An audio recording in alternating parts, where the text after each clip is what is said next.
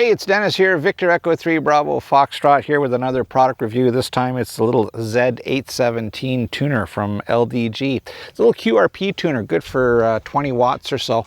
And we're going to use it with the little 817 rig. And I've got, well actually this is a little stand that I've modified here. It's actually a camera light stand. And we're going to use the MFJ telescopic antenna. And we're at Foymount, Ontario. And believe it or not, this is the highest populated peak in Ontario. We're at a whopping elevation of 1,600 feet above sea level. That's high for some of you, and it's not very high for others, but hey, in Ontario, that's what we got, so that's what we live with.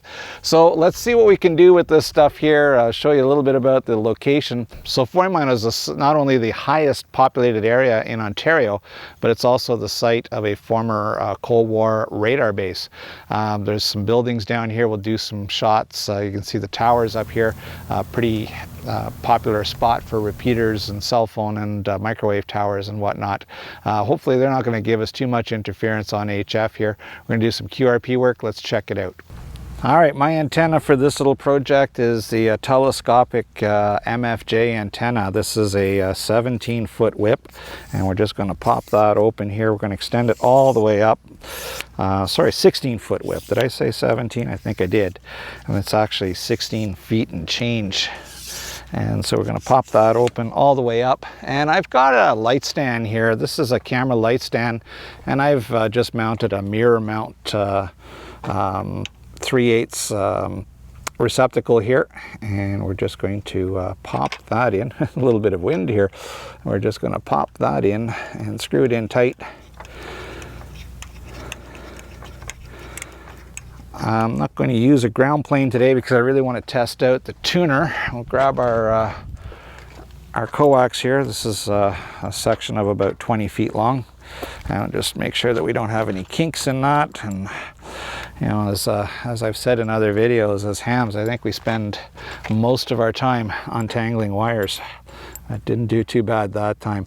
I'm going to pop that in there and screw it in. Now the cool thing about this particular light stand, I've got another bracket here to make a dipole, rotatable dipole, but that's not what we're doing today. So let's get this up in the air a little bit here, and we'll pop this up as high as we can go. And the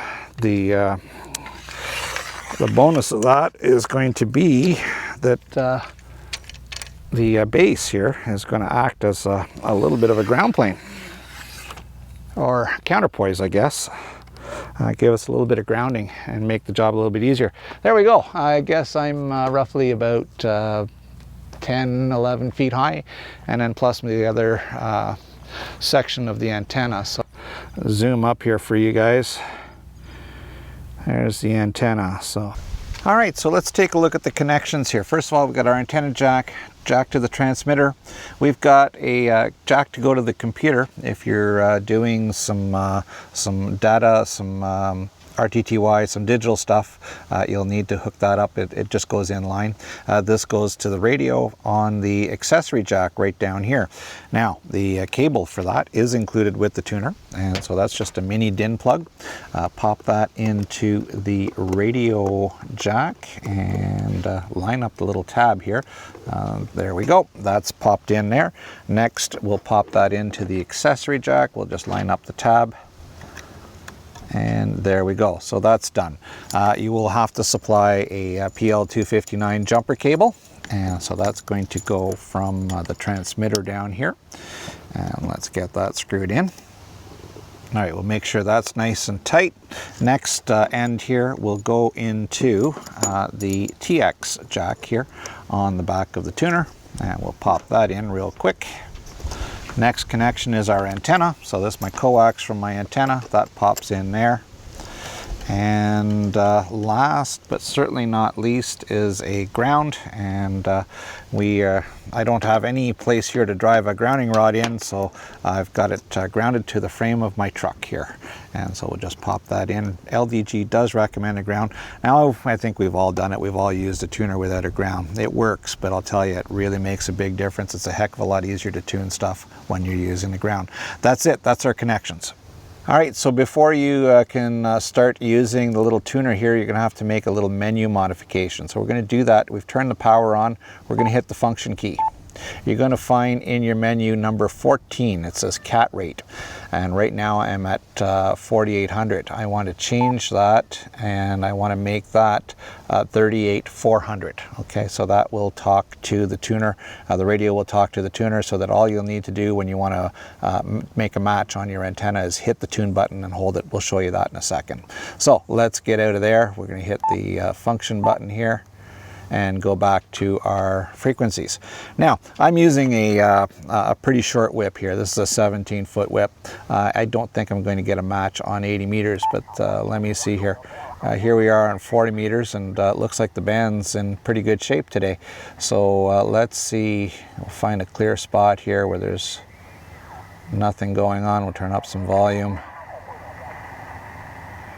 Doesn't sound like there's anybody here on frequency. Let's see if we get a match. We're going to try here and hold the button for a moment, and the tuner's going to do its thing.